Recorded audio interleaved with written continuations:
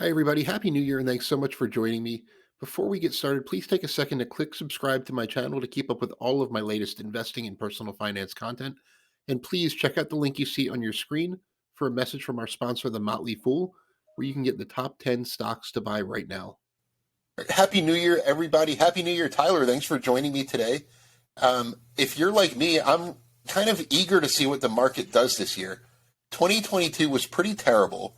And statistically speaking, at the end of a year when the S&P is down 20%, it's a pretty good time to make some investments from a long-term perspective. So I wanted to ask you, what's the first stock you're planning on buying this year?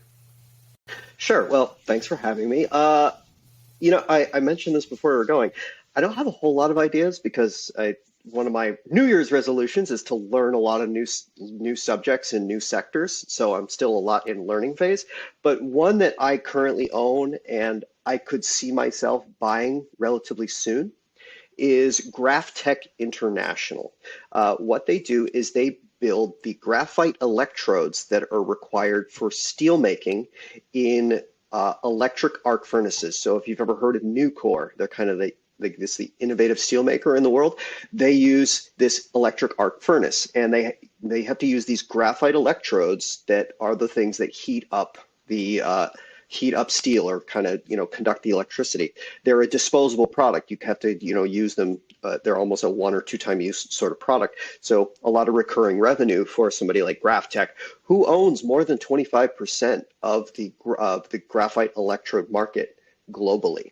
So what I find interesting about them right now is they got hit pretty hard in 2022, as like so many others, in part because they had a bit of a spat with the Mexican government related to one of its facilities there, which was a major production facility for them, about 25%. But that suspension has been lifted temporarily, and they're working with environmental authorities there to get it back up to running at full capacity again. Steel manufacturing, while though a little bit softer, is still in relatively good form globally and locally.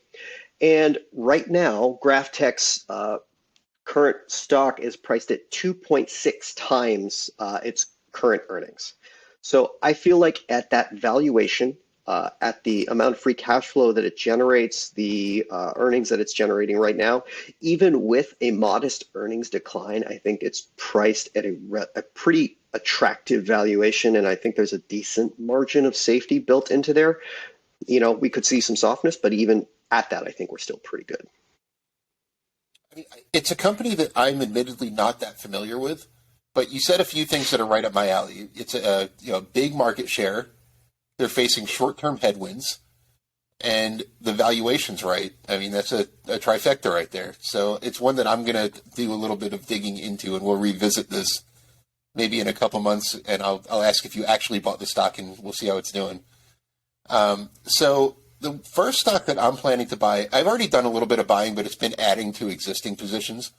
The first new stock I'm planning to add to my portfolio is a company called Easterly Government Properties.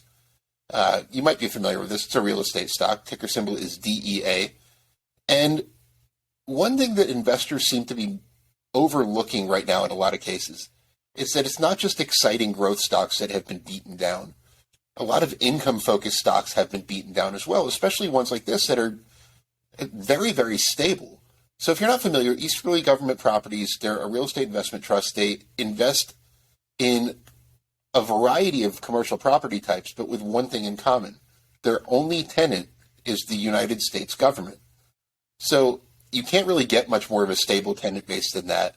And because it's so stable and the cash flow is so stable from it, it kind of trades like a bond in a lot of ways, in the sense that it's very yield sensitive.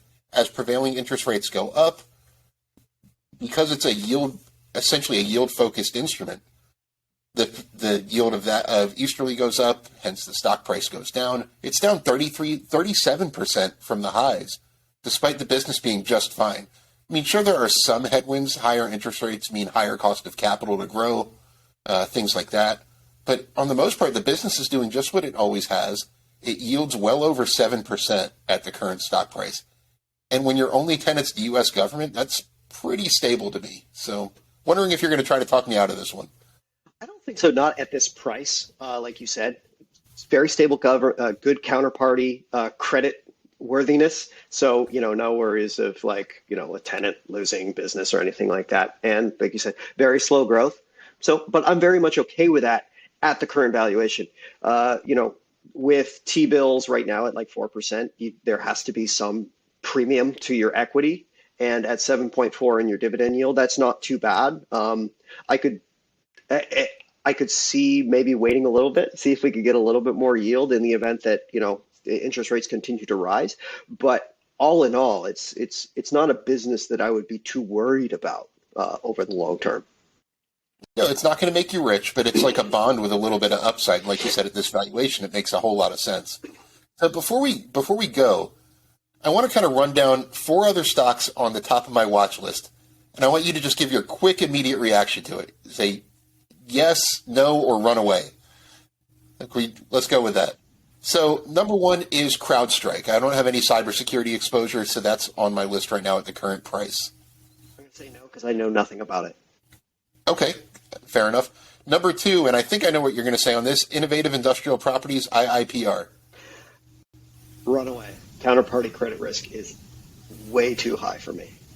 Right. Number 3, EastGroup Properties, the industrial REIT. Yeah, I'm very comfortable with what they're doing right now. And last but certainly not least, and thanks for letting me put you on the spot like this, Moderna. I'm just going to say no for the fact that I don't know enough about it. Okay, fair. And that's a great point to close on. The fact that you don't know enough about a stock is a good reason to not buy it. That a lot of people don't use that rule as much as they should. So thanks so much for joining me.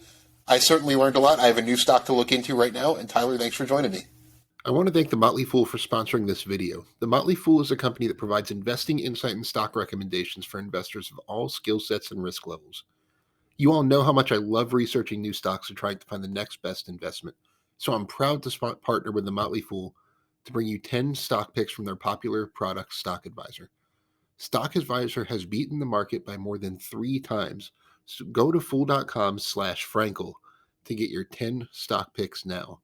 The Motley Fool Stock Advisor returns are 338% as of 12/21/2022 and are measured against the S&P 500 returns of 110% as of 12/21/2022.